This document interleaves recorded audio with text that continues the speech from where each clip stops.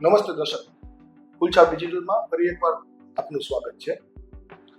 સામાન્ય રીતે આપણે દર વખતે શેર બજારમાં સપ્તાહ પૂરું થાય પછી આપણે એની સમીક્ષા કરતા હોઈએ છીએ અને આગામી સપ્તાહના ટ્રેન્ડનો અનુમાનો લગાડતા હોઈએ છીએ. પણ આવનારો સપ્તાહ થોડું વધુ ઇમ્પોર્ટન્ટ હોવાના કારણે આપણે વીક પૂરું થાય રાહ જોયા વગર એક દિવસ વહેલી ચર્ચા કરી. એનું કારણ એ પણ છે કે ક્રિસમસની રજા પછીનો જે છેલ્લો શુક્રવાર આવવાનો છે એ પણ આ જે આપણે જે ગેમ થિયરી મુજબ આપણે ચર્ચા કરીએ છીએ એમાં એ દિવસ પણ ઇન્ક્લુડેડ છે. એટલે એવું જરૂરી હતું કે આપણે ચર્ચા એક દિવસ વહેલી કરી. તો ગયા સપ્તાહ મીન્સ કે આજે આ વીકમાં જે 3 દિવસનું ટ્રેડિંગ થયું છે એની વાત કરી. તો આપણી વાત એવી હતી કે વિન્ટર સોલિસ્ટિસની જે તારીખ 21 ડિસેમ્બર હતી એ રવિવારે હતી અને 22 ડિસેમ્બર આપણા માટે ઇમ્પોર્ટન્ટ તારીખ હતી. એ દિવસે બજારે બહુ સરસ મોટી એક તેજી દેખાડીને મોટી કેન્ડલ ફોર્મ કરેલી છે. એ દિવસનો હાઈ અને લો આપણા માટે ઇમ્પોર્ટન્ટ છે અને માર્કેટ એની ઉપર સસ્ટેન થાય છે પણ ઉપરથી વેચવાલી આવી રહી છે અને બજાર ક્યાંક ને ક્યાંક ટોચના સ્તરેથી પ્રેશરમાં આવતું હોય એવું દેખાય છે. આપણી મૂળ વાત એવી હતી કે 25,600 અને ઉપર 26,100 આ બંને લેવલ વચ્ચે માર્કેટ હશે ત્યાં સુધી સાઇડવેઝ રહેશે અને એની ઉપર કે નીચે જ બજારની દિશા નક્કી થશે. પણ બની રહ્યું છે એવું કે 26,200ની નજીક જઈને બજારમાં જોરદાર વેચવાલી દેખાય છે, ત્યાં જોરદાર પ્રેશર.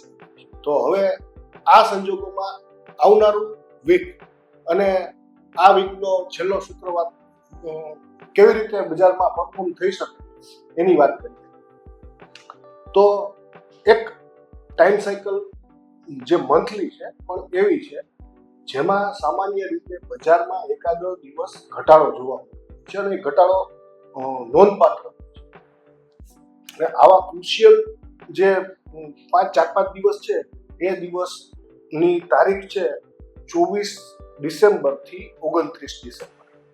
આની વચ્ચે બજારમાં સામાન્ય રીતે સારું એવું કરેક્શન દેખાતું હોય છે. તો હવે આવતીકાલે 26મી તારીખ આ 24 થી 29ની વચ્ચેનો દિવસ છે અને પછી આવતા વીકનો સોમવાર પણ એમાં જ ઇન્ક્લુડેડ થાય છે. એટલે આ 2 દિવસ બજારમાં જે રીતે ઉપરથી અત્યાર સુધી પ્રેશર જોવા મળ્યું છે એ મુજબ કદાચ આપણને નાનું મોટું કરેક્શન દેખાય તો એ કરેક્શન હવે 26,060 ના લેવલ સુધી થાય ત્યાં સુધી બજારમાં પ્રાઇસ સાયકલ ઉપર કોઈ જોખમ નથી. બજાર તેની નીચે સરકે અને ખાસ કરીને 26,000ના મનોવૈજ્ઞાનિક સ્તરની નીચે જાય પછી જ બજાર ઉપર કોઈ પ્રકારનું રિસ્ક હોય એવું કહી શકાય. આ સિવાય બીજી એક વાત કરવામાં આવે તો એક જે ટાઈમ સાયકલ છે 45 દિવસની ચાલે છે. એ ટાઈમ સાયકલ એવી છે કે એની ડેટ જ્યારે આવે ત્યાર પછી સામાન્ય રીતે બજારમાં મોમેન્ટમ વધી જતું હોય છે. એ તારીખ છે 27. એટલે કે 27ની પછીના દિવસોમાં બજારમાં થોડીક સ્પીડ દેખાશે. ત્યાં સુધી બજાર કદાચ નાની મોટી રેન્જની વચ્ચે અટવાઈ રહે એવું બને પણ 27ની આસપાસ બજારમાં સ્પીડ આવી જાય એવી આપણે ધારણા અત્યારે રાખીશું. આ સિવાય એક સૌથી મહત્વની વાત હતી એ છે કે એક લોંગ ટર્મ સાયકલનું આપણું શેર બજાર અને ખાસ કરીને ઇન્ડેક્સ નિફ્ટી અને સેન્સેક્સ એક લોંગ ટર્મ સાયકલ છે જે 2.5-3 વર્ષે એક વખત એની તારીખ આવતી હોય છે. આ તારીખ આવી રહી છે 5મી જાન્યુઆરી. એટલે કે 5મી જાન્યુઆરી સુધીનો ટ્રેન્ડ જે છે એ ટ્રેન્ડમાં કોઈ મોટા ફેરફાર અથવા તો ત્યાર પછીના ટ્રેન્ડમાં કોઈ નક્કર મજબૂતી આવે એવી શક્યતા હોય છે.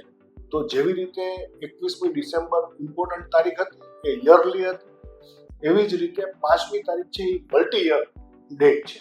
એટલે કે 5મી તારીખ પછી બજારની દિશા કઈ બાજુ જાય છે તે જોવું બહુ જ અગત્યનું બનવાનું છે.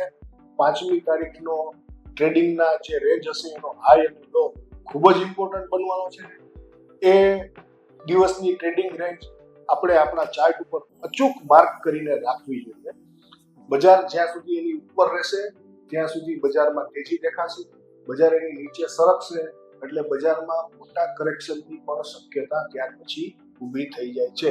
જોકે એના માટે પ્રાઇઝના જે લેવલ છે અને પ્રાઇઝની જે સાયકલ છે એ ચેઇન આખી તૂટવી જરૂરી બની જાય છે. જેમ કે હવે ઉપરની દિશા, સપોઝ કે બજારને અહીંથી બહુ મોટી તેજી કરવી છે તો 5મી તારીખ પછી બજારે 26,100ની ઉપર સારી રીતે ટ્રેડ કરવું પડશે, ત્યાં ટકવું પડશે અને પછી ત્યાંથી કોઈ ઉછાળો દેખાડવો પડશે. અથવા તો બજારને અહીંથી કોઈ મોટું કરેક્શન લેવું છે તો તેને 25,600ના સ્તરની નીચે જવાનું તાકાતથી જવું પડશે. બજાર તેની નીચે સરકશે તો 5મી તારીખ પછી રિસ્ક પણ ઊભું થઈ શકે છે. એટલે આ વસ્તુઓ આવતા વીકમાં ટ્રેડિંગમાં ખાસ ધ્યાન રાખવું. ખાસ કરીને રોકાણકારોએ વધુ ધ્યાન રાખવું પડશે, એટલા માટે કે ઇન્ડેક્સ અત્યારે, અને માત્ર ભારતના જ નહીં વૈશ્વિક બજારની વાત કરવામાં આવે તો ઇન્ડેક્સ તમામ ઓલમોસ્ટ ઓલ ટાઈમ હાઈની નજીક છે અથવા તો ઓલ ટાઈમ હાઈ ઉપર છે. પણ આપણા સ્ટોક્સ એવા પરફોર્મ કરી રહ્યા નથી. આપણા પોર્ટફોલિયો આજે પણ લાલ છે. તો આ સંજોગોમાં હવે બજારનું ડાયરેક્શન કયું જશે એ મુજબ આપણે રોકાણના કોઈ પણ પ્રકારના નિર્ણયો કરવા જોઈએ. હવે આપણે દર અઠવાડિયે એક ગેમ થિયરી મુજબ એક સામાન્ય પદ્ધતિ શીખતા હોઈએ છીએ. તો આજની જે સરળ પદ્ધતિ છે એ એવી છે કે કોઈ પણ ઇન્ડેક્સ અથવા તો કોઈ પણ શેર, તેનો એક મેજર હાઈ અને મેજર લો, એટલે કે મેજર હાઈ અને મેજર લોની વ્યાખ્યા આપણે અહીં મિડ ટર્મ જેવી કરીએ તો 4-5 મહિનાના ગાળામાં અથવા તો 2-3 માસના ગાળામાં બજારે બનાવેલો એક ટોપ અને એક બોટમ, એની વચ્ચે જેટલા પણ દિવસો ટ્રેડ થયો હોય કોઈ પણ શેર, ઇન્ડેક્સ, એટલે કે એક કોઈ સ્ટોક છે એને 1 જાન્યુઆરીએ ટોપ બનાવેલો છે અને 22મી ફેબ્રુઆરીએ એણે બોટમ બનાવેલું છે. તો 1 જાન્યુઆરીથી 22 ફેબ્રુઆરી એટલે કે 31 અને 22 દિવસ, આ બંનેનો સરવાળો 53 દિવસની એક એની સાયકલ ગણાશે. 53 દિવસ અને 53 ટ્રેડિંગ ડે, આ બંને દિવસ કોઈ તે સ્ટોક માટે ઇમ્પોર્ટન્ટ થઈ જશે. એટલે કે એક પહેલી તારીખે ટોપ બનેલો છે, 22મી ફેબ્રુઆરીએ બોટમ બનેલો છે. તો જે 53 દિવસ છે તો 22મી ફેબ્રુઆરીથી બીજા 53 દિવસ ગણીને જે તારીખ આવતી હશે એ, અને 22મી તારીખથી 53 ટ્રેડિંગ દિવસ પછી જે તારીખ આવતી હશે તે, એ બંને તારીખ ટાઈમ સાયકલ ઉપર મહત્વની થાય છે. એ દિવસથી બજારનો ટ્રેન્ડ ચેન્જ થવાના ચાન્સીસ હોય છે અથવા તો બજાર ત્યાં એક પ્રકારનો પોઝ લે, ત્યાં થોડીક વખત સ્થિર થાય અને પછી પોતાનું મોમેન્ટમ પકડે, એવા ચાન્સ હોય છે. તો આ એક ખૂબ જ સામાન્ય અને ખૂબ જ ગેઇનના જે ટ્રેડર્સ છે એ લોકો જેને યુઝ કરતા હોય એવી એક આ ટ્રીક છે. તો આનો પણ તમે લોકો સારી રીતે ઉપયોગ કરશો એવી આશા છે.